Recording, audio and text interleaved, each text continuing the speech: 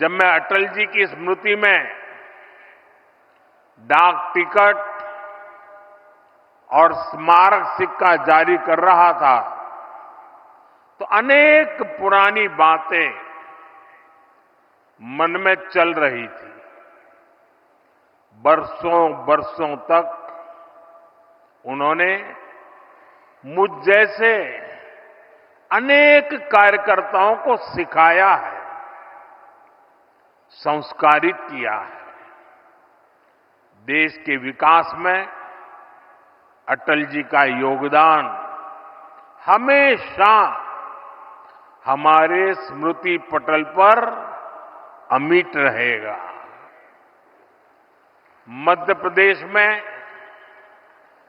1100 से अधिक अटल ग्राम सेवा सदन के निर्माण का काम आज से शुरू हो रहा है। इसके लिए पहली किस्त भी जारी की गई है। अटल ग्राम सेवा सदन गांवों के विकास को नई गति देंगे। साथियों, हमारे लिए सुशासन दिवस सिर्फ एक दिन का कार्यक्रम भर नहीं है। गुड गवर्नेंस, सुशासन भाजपा सरकारों की पहचान है। देश की जनता ने लगातार तीसरी बार केंद्र में भाजपा की सरकार बनाई। मध्य प्रदेश में आप सभी लगातार भाजपा को चुन रहे हैं। इसके पीछे सुशासन का भरोसा ही सबसे प्रबल है। और मैं तो जो विद्वान लोग हैं, जो लिखा पट्टी एनालिसिस करने में माहिर है, ऐसे देश के गणमान्य लोगों से आग्रह करूंगा कि जब आजादी के 75 साल हो चुके हैं तो एक बार इवैल्यूएशन किया जाए। 100-200 विकास के, जनहित के, गुड गवर्नेंस के पैरामीटर निकाले जाएं और फिर जरा हिसाब लगाएं कि कांग्रेस सरकारें जहां होती हैं वहां क्या काम होता है, क्या परिणाम होता है। जहां लेफ्ट वालों ने सरकार चलाई, कम्युनिस्टों ने सरकार चलाई, वहां क्या हुआ। जहां परिवारवादी पार्टियों ने सरकार चलाई, वहां क्या हुआ। जहां मिलीजुली सरकारें चली, वहां क्या हुआ। और जहां जहां भाजपा को सरकार चलाने का मौका मिला, वहां क्या हुआ। मैं दावे से कहता हूं, देश में जब जब भाजपा को जहां जहां भी सेवा करने का अवसर मिला है, हमने पुराने सारे रिकॉर्ड तोड़ के जनहित के, जन कल्याण के और विकास के कामों में सफलता पाई है। निश्चित मानदंडों पर मूल्यांकन हो जाए, देश देखेगा कि हम जन सामान्य के प्रति कितने समर्पित हैं। आजादी के दीवानों ने जो सपने देखे थे, उन सपनों को साकार करने के लिए हम दिन रात पसीना बहाते हैं। जिन्होंने देश के लिए खून बहाया,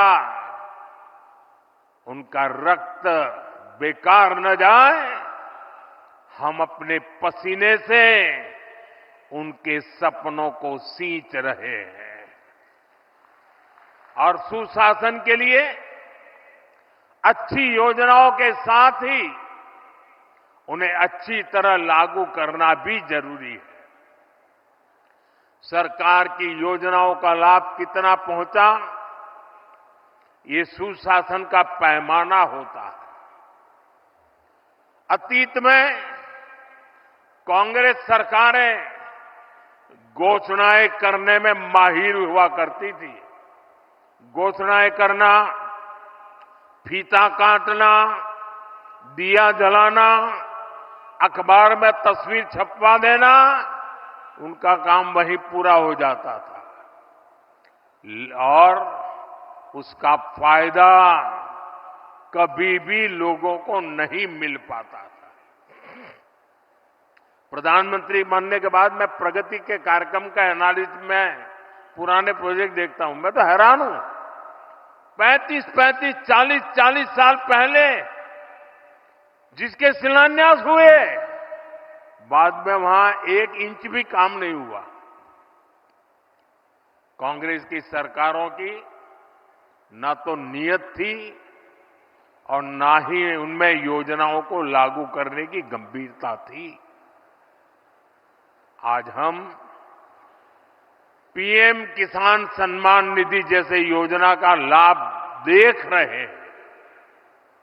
मध्य प्रदेश के किसानों को किसान सम्मान निधि के 12,000 रुपया मिल रहे हैं।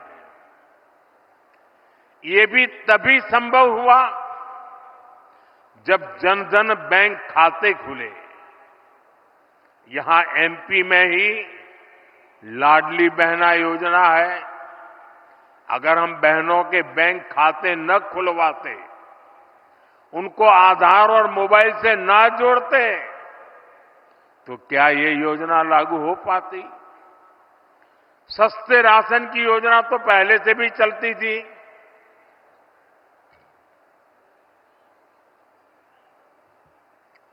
लेकिन गरीब को राशन के लिए भटकना पड़ता था। अब आज देखिए, गरीब को मुफ्त राशन मिल रहा है, पूरी पारदर्शिता से मिल रहा है। ये तभी हुआ जब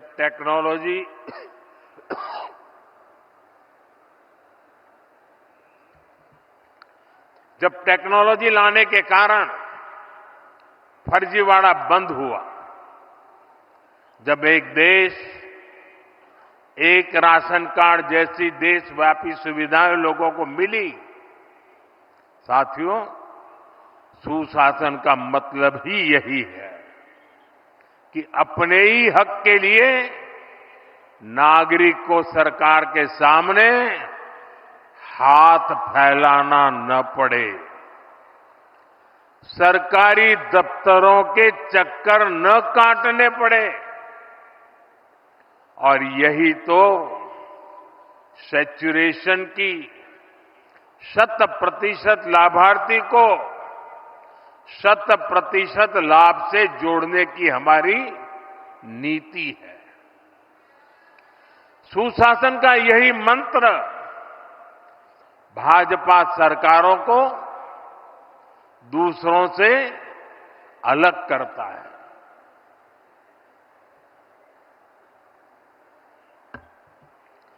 आज पूरा देश इसे देख रहा है, इसलिए बार बार भाजपा को चुन रहा है।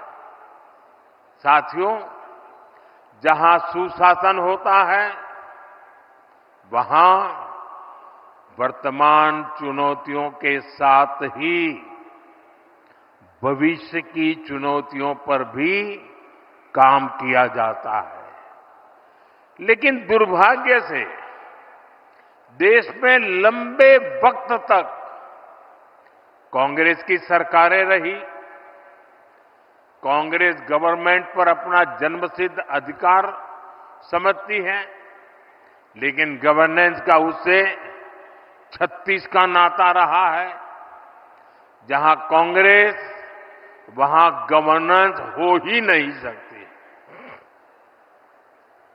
इसका बहुत बड़ा खामियाजा दशकों तक यहां बुंदेलखंड के लोगों ने भी भुगता है।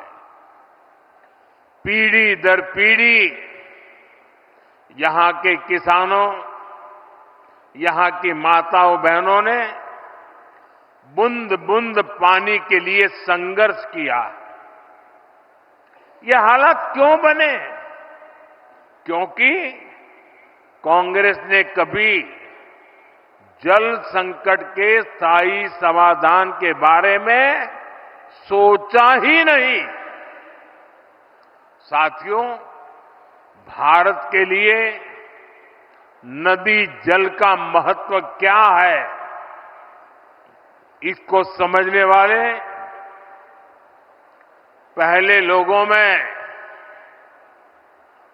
और आपको भी जब बताऊं तो आश्चर्य होगा, यहां किसी को भी पूछ लीजिए, हिंदुस्तान में किसी को पूछ लीजिए कि देश आजाद होने के बाद सबसे पहले जल शक्ति, पानी का सामर्थ्य, पानी के लिए दूरंदर्शी आयोजन, इसके विषय में किसने सोचा था, किसने काम किया था? यहां मेरे पत्रकार बंधु भी जवाब नहीं दे पाएंगे। क्यों? जो सच्चाई है उसको दबा के रखा गया, उसे छिपा करके रखा गया और एक ही व्यक्ति को क्रेडिट देने के नशे में सच्चे सेवक को भुला दिया गया। और आज मैं बताता हूं, देश आजाद होने के बाद भारत की जल शक्ति, भारत के जल संसाधन, भारत में पानी के लिए बांधों की रचना, इन सब की दूरदृष्टि किसी एक महापुरुष को क्रेडिट जाती है तो उस महापुरुष का नाम है बाबा साहब आंबेडकर।